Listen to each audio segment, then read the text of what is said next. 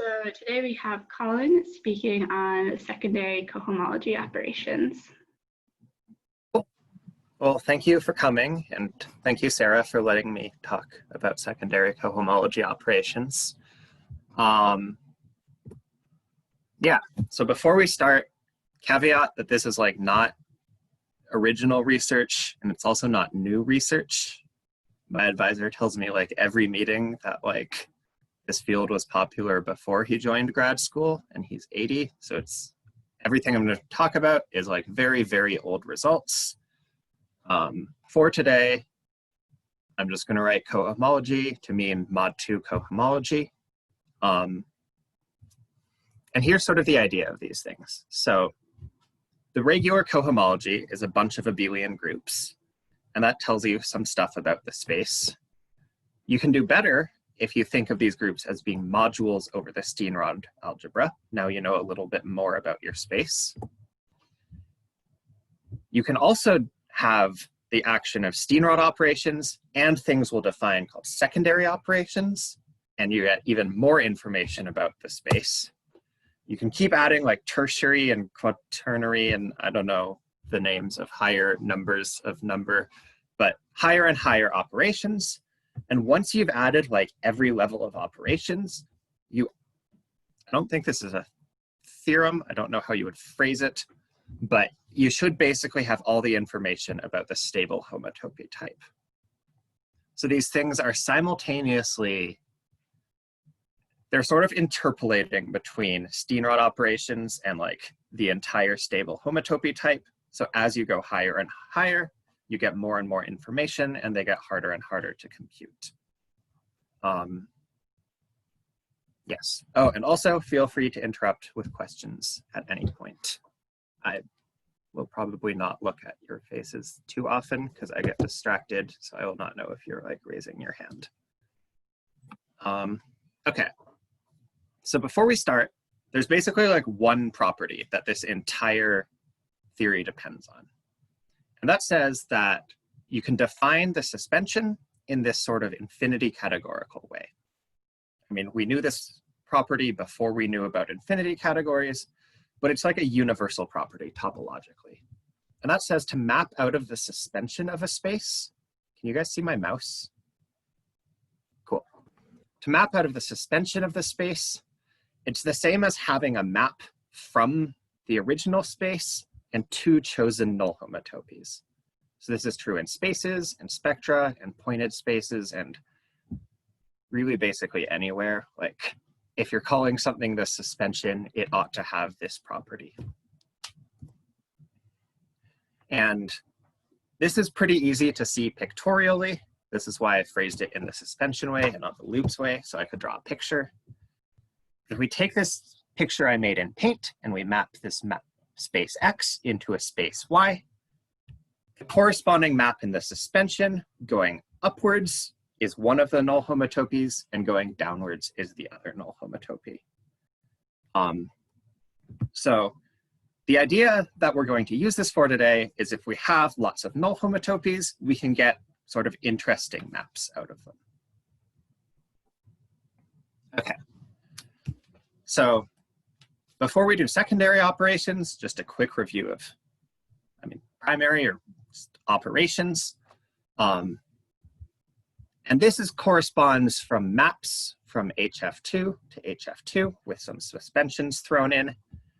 And the grading is sort of weird. It's all a negative grading. And when we put it into the Steenrod algebra, we just make it positive to make it easier to deal with.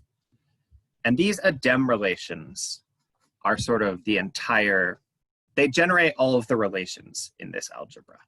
So we have square I, and they satisfy this weird complicated formula with a bunch of binomial coefficients, which we're not going to use too explicitly for most of this talk. And the whole point of these things is that if we have a spectrum or if we have a space, these are going to act on the cohomology naturally. So I have a cohomology class, I do square I to it, I get a different cohomology class, and continuous functions should sort of preserve this square I. So the examples we're going to use today for the adem relations, I just picked the two simplest ones. If you do square 1 twice, it's 0, and square 2, and square 3, square 1 are the same thing. Okay, so let's get to something that is not primary cohomology operations. So we know square 1 equals 0. That's the same as saying if we take HF2 and we do square 1 to it, and then we do square 1 to it again, this composition has to be null homotopic. And once and for all, we're just going to pick a null homotopy. If we were like trying to do a calculation, we would probably try to pick a good null homotopy, but for this moment, we're just going to pick an arbitrary one. Now, let's say we have a cohomology class so that if we do square 1 to it, we get 0. So now we have this composite where we do beta, then we do square 1, then we do square 1 again. And this is 0 sort of for 2 reasons. It's 0 because this first composition has to be null homotopic. And it's 0 because this second composition has to be null homotopic. So in exactly the same way you would do like a tota bracket or something like that, we now have this giant map, and we have 2 separate null homotopies of it. One coming from this one, and one coming from this part. And so, by our universal property, we get a map from suspension of x to suspension n+2 of HF2, which is the same as an element of h n+1 of x.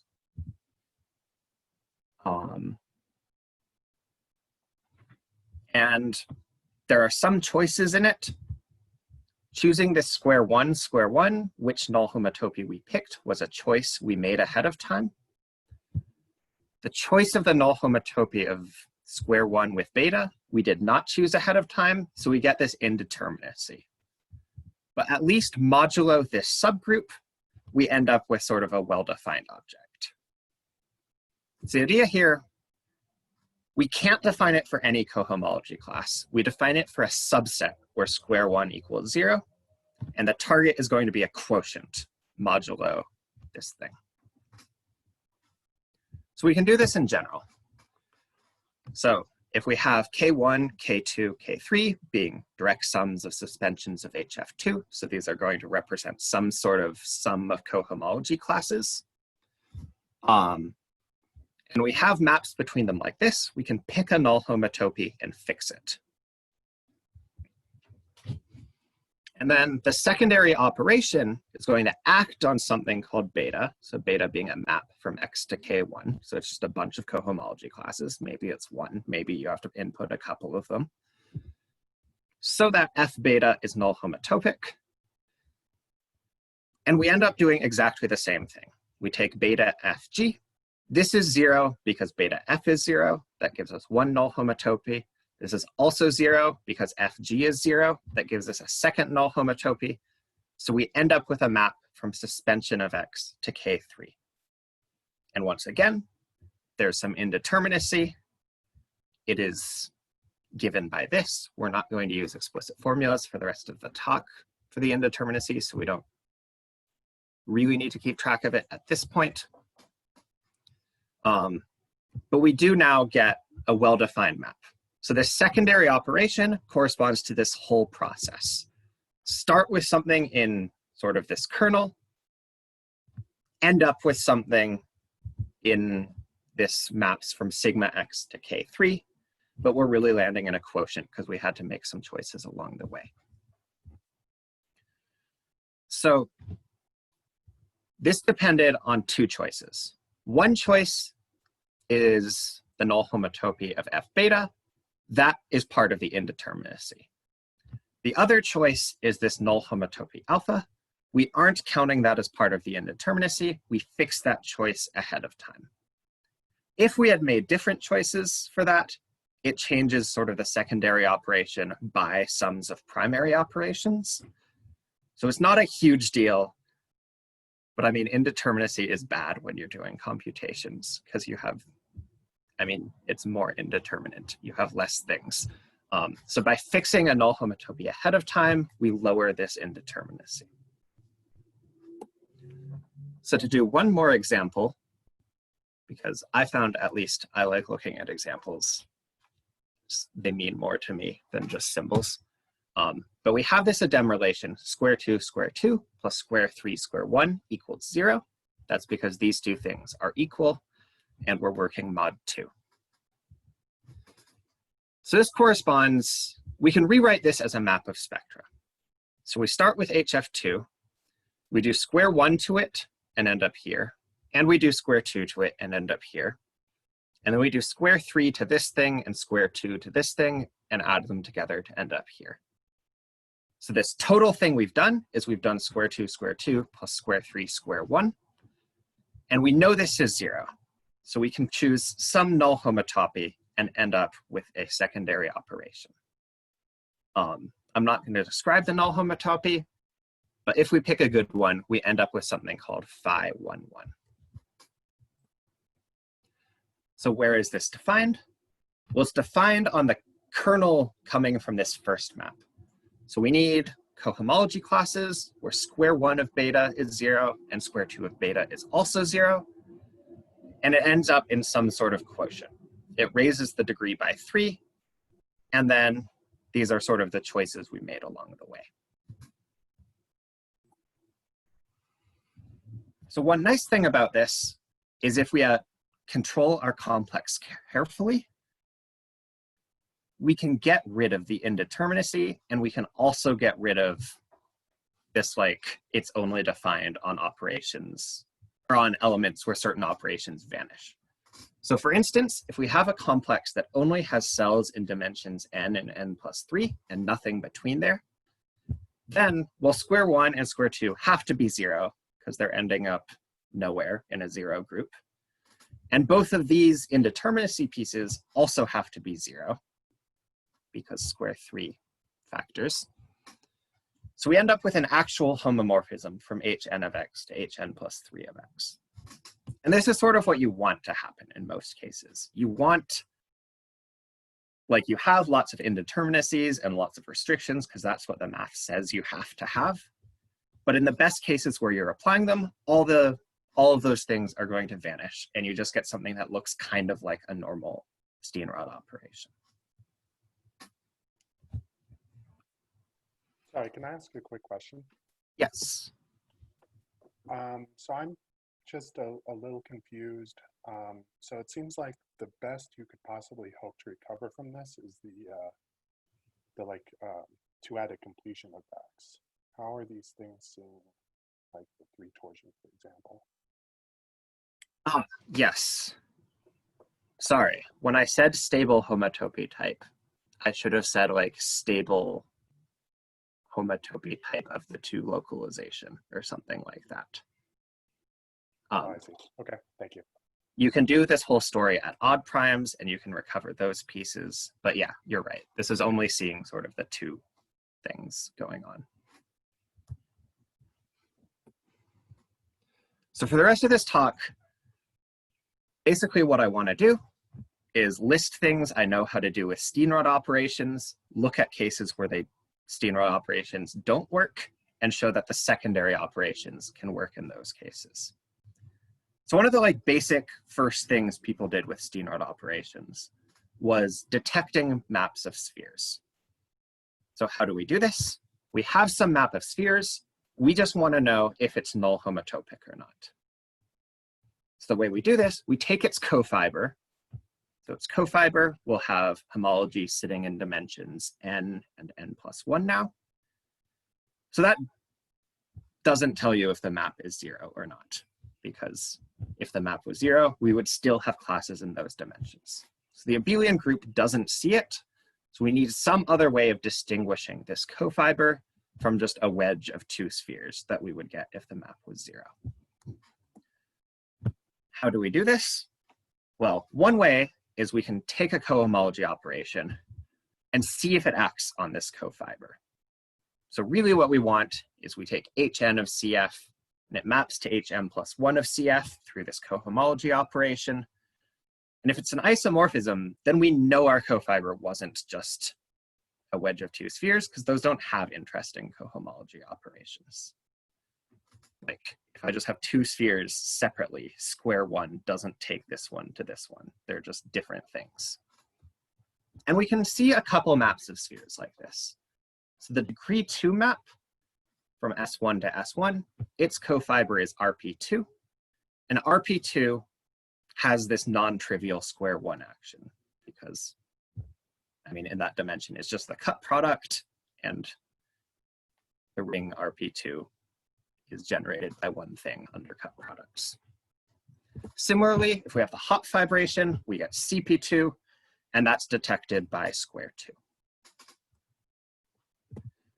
So this is an interesting approach, but it doesn't really work very well because it doesn't really detect that many maps of spheres. So for instance, we detected the hot vibration, but we can't detect the hot vibration squared. And the reason for that is pretty simple. There are only 2 cohomology operations in the right degrees, and they both, neither of them is like primitive. They're both generated by smaller things. And if I have an element here, and 0 groups in between, if I factor through the 0 groups, my cohomology operation has to be 0, just, I mean, because it went through 0. And since those are the only options, there isn't any cohomology operation that could possibly see it. However, this phi11 operation we had a few slides ago, remember this thing has only 2 cells, so we get a homomorphism between these 2 actual groups with no restrictions. And this one turns out to see it. It turns out this phi11 map between the 2 copies of F2 is an isomorphism. So this is fitting into our general pattern of primary operations see a little bit of the stable world. Secondary operations should see a little bit more of the stable world. And if we were really good at even higher operations, which are, I'm not going to define, but it's the same idea. Now you just see where the secondary operations vanish and build maps out of second suspension. And if you sit down and try to do it, there's one definition that you could possibly come up with, and it's the right one, but it doesn't fit well on slides, so I'm not going to do it here. But as we add these higher and higher operations, we're going to see more and more of the stable world just sort of looking at us. Or sorry, the 2 local stable world, I should say. So the first major result proved by secondary operations was this hot invariant 1 question. There are a zillion ways to phrase this question. I'm going to pick the one that fits with our earlier slides. So we're just asking, we're sort of turning the question around. We don't have a map that we're trying to detect by Steenrod operations. We're going to pick a Steenrod operation and see which maps it can detect. Or even easier, are there any maps at all that it can detect?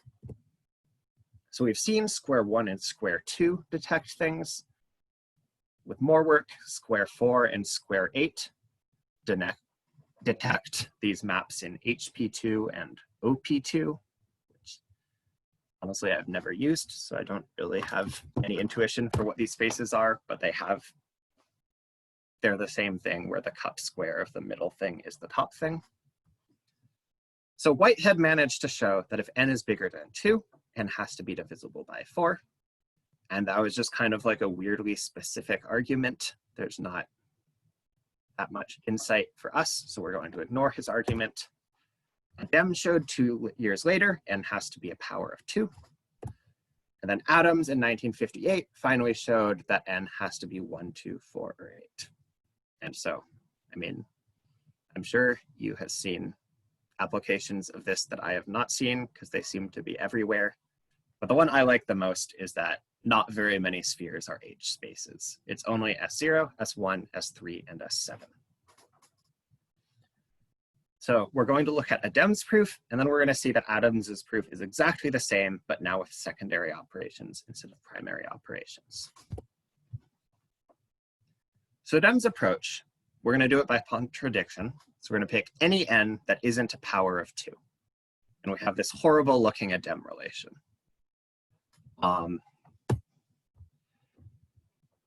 If we let I be the largest a power of 2 less than n, and you like stare at this for long enough, you'll see that the coefficient of square n, square 0, is 1, which means that square n can be written as a linear combination of like square j times square n minus j, where j is bigger than 1. So this tells us that on a 2-cell complex, square n has to be 0, because all of these terms factor through intermediate groups, and all of the intermediate groups are 0. So in particular, square n can't possibly detect anything because it's 0. So Adams's approach is pretty much identical, except now we're going to hit all of the powers of 2 bigger than 8 and show that they don't work either. So he starts by defining like a whole bunch of secondary operations. We've seen phi 1, 1 already. We've seen phi 0, 0, even though we didn't call it that. Phi 0, 2 looks kind of like this. The like full definition of all of them is a mess because he has like splits it into 3 separate cases and just like sort of moves things around until he has a relation that he likes. But the point of these things is that for n bigger than 4, and if we restrict our domain enough, square 2 to the n splits into products where this alpha is a primary operation that has degree at least 1, and this phi ij is this secondary operation, also with degree at least 1. And there's some indeterminacy that just in a 2-cell complex ends up being 0. So this gives us exactly the same proof that these don't work, because square 2 to the n is a sum of things that factor through intermediate cells or intermediate cohomology groups, and all of the intermediate cohomology groups are 0. So this whole right-hand side has to be 0. So square 2 to the n has to be 0. So it can't detect anything because, I mean, 0 is not an isomorphism between F2 and F2 because there is 1. Can I ask a question? Yes. So I remember like glancing at Adam's paper, and I thought it was like together it was like 100 or 200 pages or something, like very long. It's enormous. Yes. So where is the difficulty coming? So the difficulty is like showing that this equation is true, that like square 2 to the n splits as these smaller things. And there are basically 2 reasons it's so long. One is just that like there weren't well thought out texts on secondary operations yet when Adams was writing. So a lot of it, he just is very basic theory, but he has to develop it because it wasn't written down yet. And then the other part is that showing that these 2 things are equal, I mean, it's a very weird paper because essentially what he does is he writes down the differential on Hn in the Adams spectral sequence and shows it's H0, Hn minus 1 squared. But for unclear reasons, he decided not to like mention the Adams spectral sequence in the paper, even though it was already invented. So it's this weird roundabout thing. But this is most of the difficulty, is him figuring out what this differential should be. Okay, thanks. If you were to write this nowadays, it would be very easy because, I mean, now the argument for that differential is much simpler. You say like, well, H0, Hn minus 1 squared has to vanish in the E infinity page, and this is the only differential that hits it.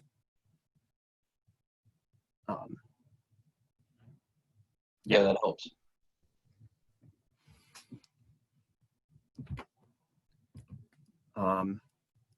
So we're around halfway through. Maybe we'll run a little short. But these are my kittens, or my roommate's kittens, that we gained last night. They're fighting. I think they're currently fighting. They're always fighting. I really like them. They're very cute. They don't understand claws yet and use them in inappropriate situations. Other than that, they're very cute.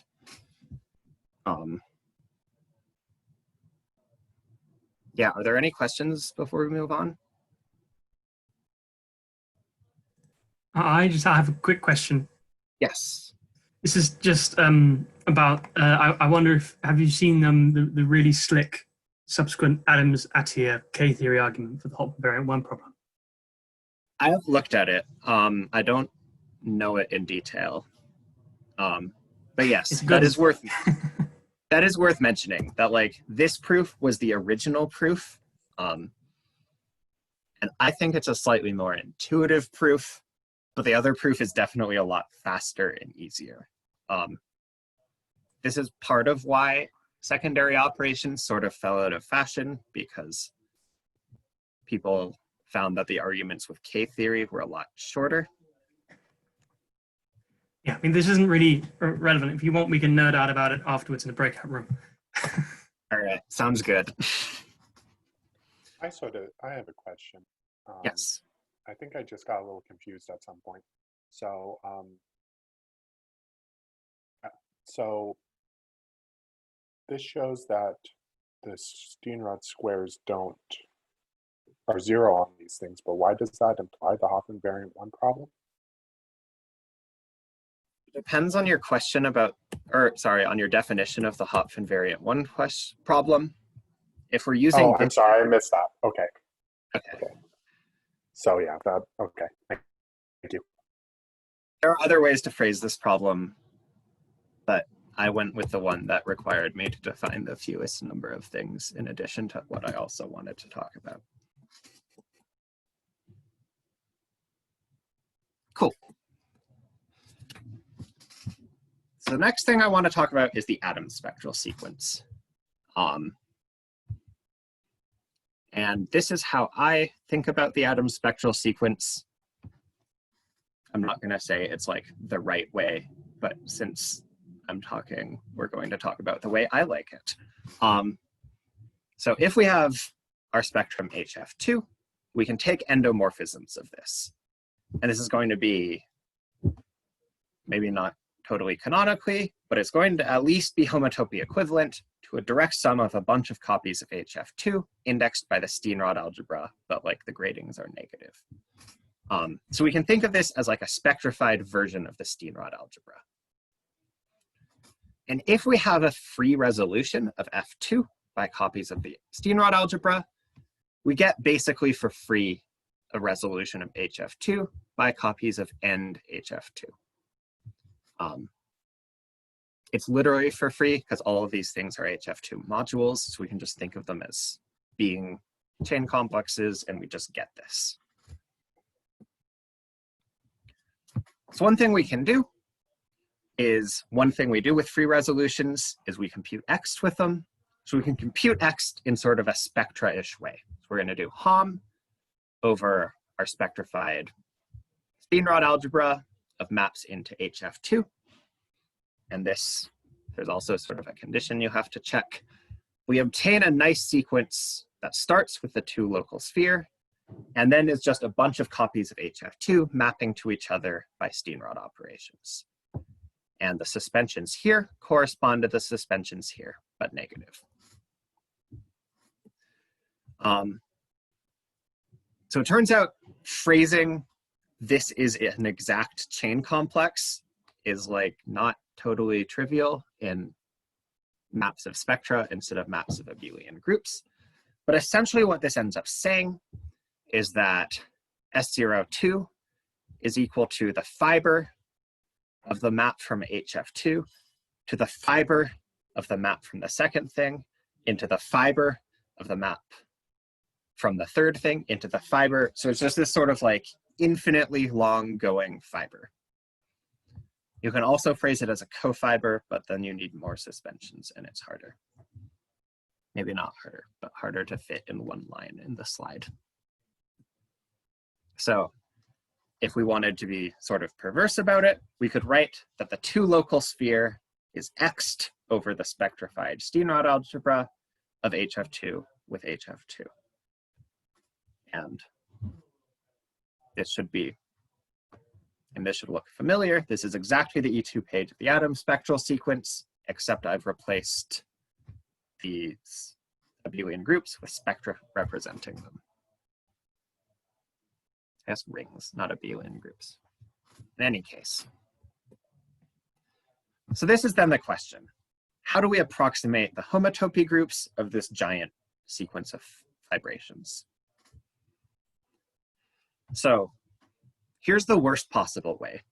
So if we have a map, we get this exact sequence of groups from pi n minus 1 of the target to pi n of the fiber to pi n of the source. So if we wanted to approximate the middle term really poorly, we could just say it was the direct sum of these two things. So if we did that, pi 1 of this fiber, we would guess is approximately the sum over all I of pi star minus I of xi. So we just take all of these homotopy groups and add them together with shifts. And this is maybe not it's pi n plus 1, right? Am I delusional? Do I have this backwards? You're probably right. Yeah, that sounds right. Yeah, pretend that minus was a plus. Maybe this minus also becomes a plus. I don't know, I was very tired when I wrote this slide, but the main idea is definitely true, that we can write pi star of y. We can approximate it by just like direct summing everything that appears here. And it turns out this is an approximation in a more reasonable sense, namely it's the E1 page of a spectral sequence converging to the last thing, or converging to the actual homotopy groups. So the only real question we have to answer if we want to know all the homotopy groups of spheres is what all the differentials in this spectral sequence are going to be. So I'm just rewriting what y and the xi's are and the E1 page so that they're also on this slide. The first differential, just for degree reasons, goes from pi t minus s of xs to pi t minus x of xs plus 1. And we have a map from xs to xs plus 1. Is literally just this map. And if all the xs's, like they are in our atom spectral sequence cases, are Eilenberg-MacLane spectra, then D1 is just going to represent some primary cohomology operation. We have copies of HF, and we can just write it as like square 1, square 2, plus. We can write down very explicitly which primary cohomology operation it is, and use that to compute the E2 page. Or, more realistically, we would just know the E2 page because it's the atom spectral sequence, and we know what the E2 page is. But this is the first step in a pattern, and I want to keep the pattern going. So the second differential has to go like this. And it's, if you think about it, there's like this still this sub-quotient thing going on. It's only defined on a subset of objects, and it needs to land in sort of a quotient of objects. And it's going to be a secondary cohomology operation associated to these maps, where both of these maps are just D1. So if you're Bowis or one of these other people from the early 2000s, you can use this to write down like an algorithm for computing the E3 page. And I mean, even in the past 10 years, computers have gotten a lot faster. So mostly what they were able to do was to show from this argument that the E3 page that people had computed with other reasons was the correct E3 page. So Maunder showed that Dn is some sort of n-ary cohomology operation. So this is one way of phrasing the like trying to approximate the stable homotopy type sort of slogan I gave earlier, which is that the differentials in the atom spectral sequence as we go closer and closer to E infinity are all just higher and higher cohomology operations. And more than that, they're like specific ones. Like I can just tell you like, to compute D3 of this thing, I need to find the result of this higher cohomology operation. So if somehow you knew how to compute all of them, you would, I mean, you would just know everything there was to know about the atom spectral sequence. I think that's all I wanted to say about this slide. Okay. So we're way ahead of time. The last thing I want to talk about is some more recent work people have been doing in this. I mean, the sort of pattern of it was people were like really into this in the 50s and 60s, and then no one thought about it for like 30 or 40 years. And then in the like I don't know how you would name the decade between 2000 and 2010, but like in the middle of that decade, I wouldn't say it's a super popular field, but like people started thinking about this again. And that is not how enriched is spelled, but okay. So if we take all of these sort of Eilenberg-MacLane spectra, so products of suspensions of HF2, maps between these we can think of as, and we take its homotopy category. And this is enriched in abelian groups because it's a homotopy category of spectra, and specifically it's enriched in F2 vector spaces. And understanding this category is the same as understanding the Steenrod algebra. They have exactly the same information. So to get a sort of secondary Steenrod algebra, something that saw secondary operations, that pi should be capital, but now we want to understand like a slightly bigger version of the collection of Eilenberg-MacLane spaces. We want to consider maps between them and homotopies between those maps, but we can still quotient out by all the higher homotopies. So we get something pi1 EM, that should be capital. And the mapping spaces here, really they're like mapping groupoids. They still have vector space structures, but the composition doesn't preserve this structure. It's linear on the left, like A plus B of C is A of C plus B of C. That's just sort of how you define addition.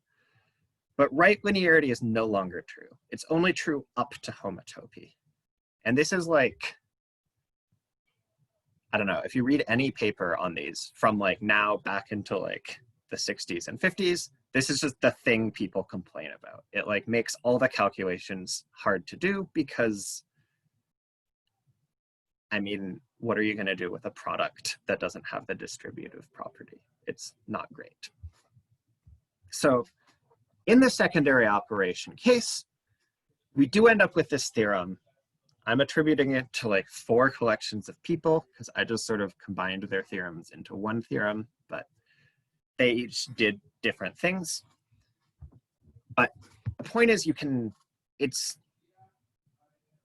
not literally strictly bilinear, but we're equivalent to a category where it is. But what we have to give up is we are no longer F2 vector spaces. We're now Z mod 4 modules. And Bowis actually showed there is no way to strictify it staying in F2 vector spaces. You absolutely have to move to this F4 world.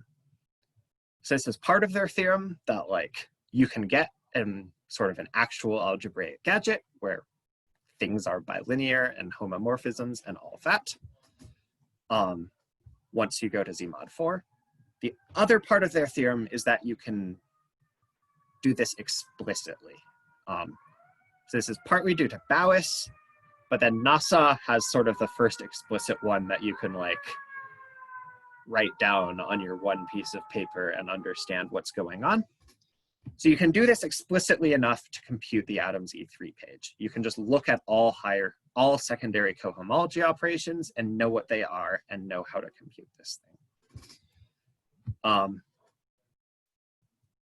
I guess other recent work that's worth mentioning, but it's not strictly this because it's working with secondary BP operations, not HF2 operations, is Tyler Lawson's paper, where he proves that BP is not an E. Well, BP is not an E infinity ring, but specifically he proves that BP is not an E12 ring. And he does this sort of very similarly to like the arguments we've seen. He defines a specific secondary operation, shows, I hope I'm not getting it backwards, but shows that it vanishes if you're E infinity, and shows that it does not vanish for BP, and therefore BP is not E infinity. So it is possible to sort of get actual information topologists still care about out of this data. It's not just how to solve problems from 50 years ago. So yeah, that is all I have to say. Great, thanks, Colin. Are there questions? question. Yes. On the last slide right here, you referred to a hypothetical secondary Steenrod algebra. Is there an actual thing called an secondary Steenrod algebra? There is. So this is this thing Bowers defined. It's like a Z4 algebra in groupoids instead of in sets.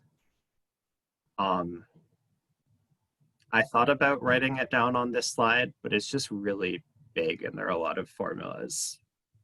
It's definitely not as nice as the regular Steenrod algebra in terms of like having conceptual understandings. But yes, there is such a thing and it does exist. That's nice. Thanks.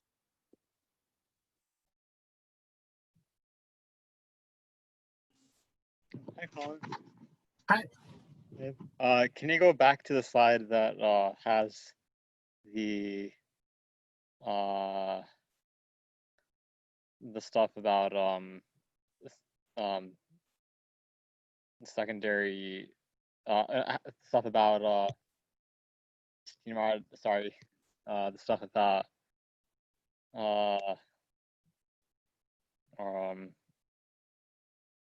like Adam's Hoppenberg one paper thing. Oh yeah, after that, yeah, that one.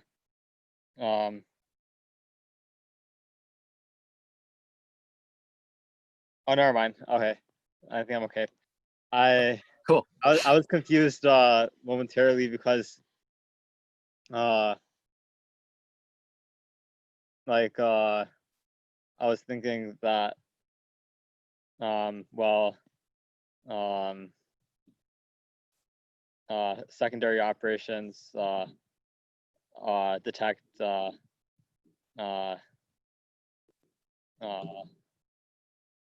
D2 differential.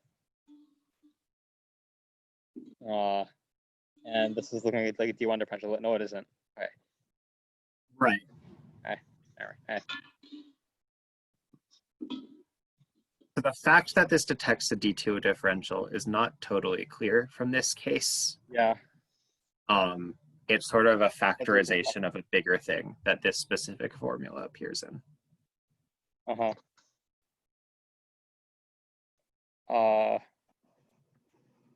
So there is some way to see that this is like detecting a D2 differential? Yes. Okay. Maunder has a paper where he spells it out. I think he spells out explicitly what was probably in Adams's mind, but I think this is the first like published place that it shows up. I'm interested. Thank you.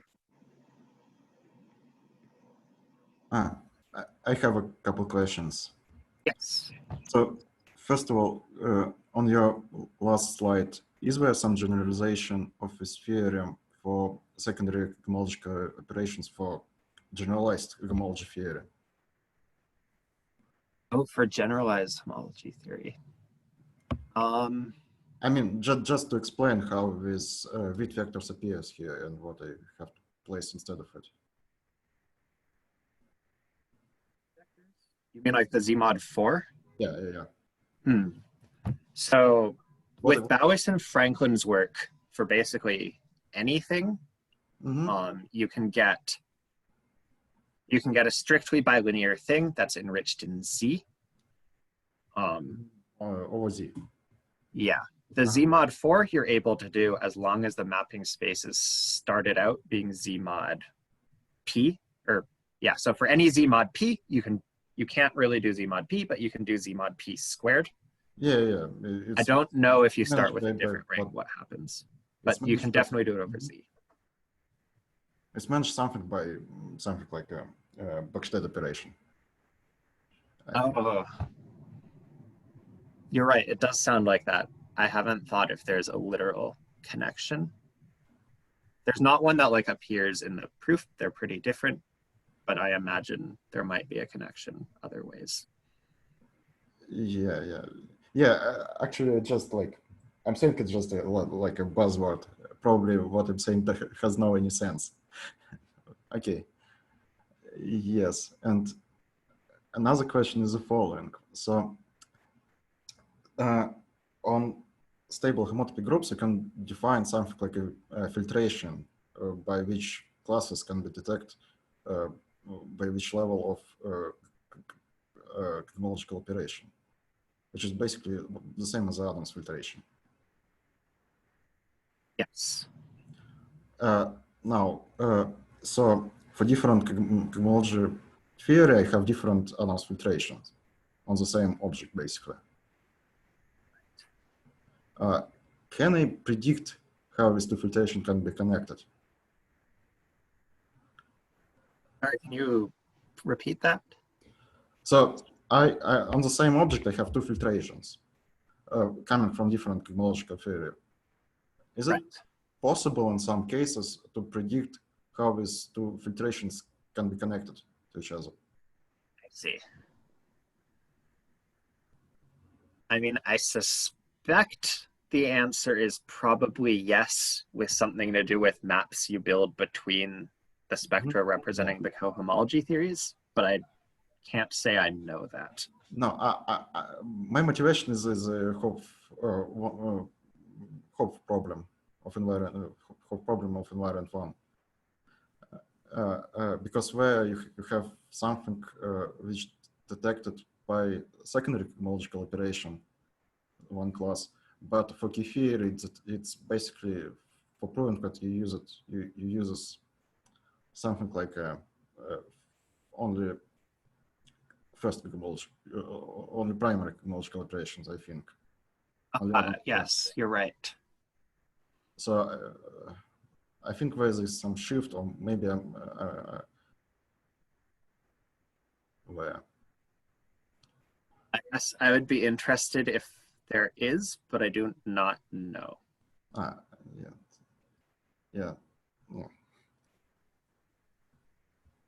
Yeah, I also don't know. Sorry.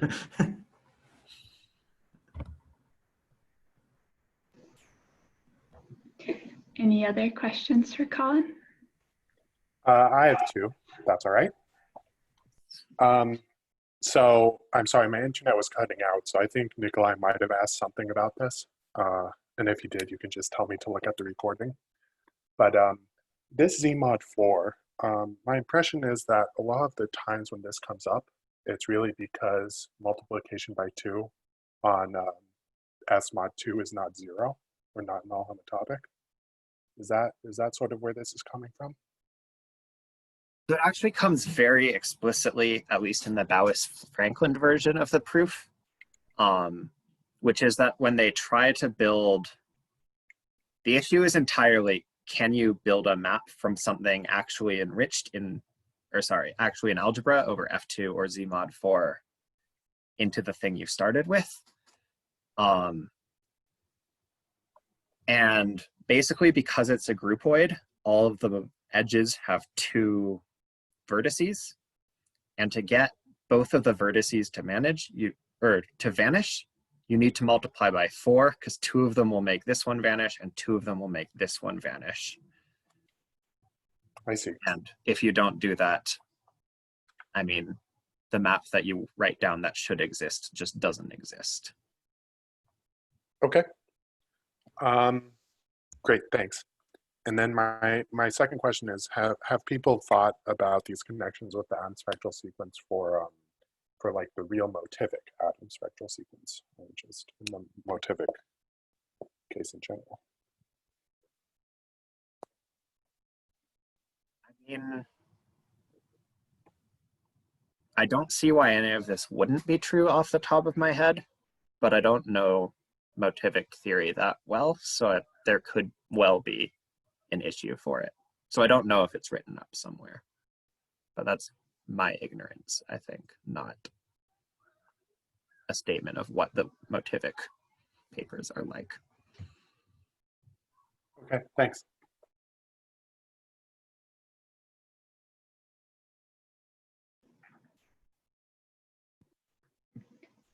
Any other questions? Okay, well then on behalf of everyone, I'd like to thank Colin again for a great talk.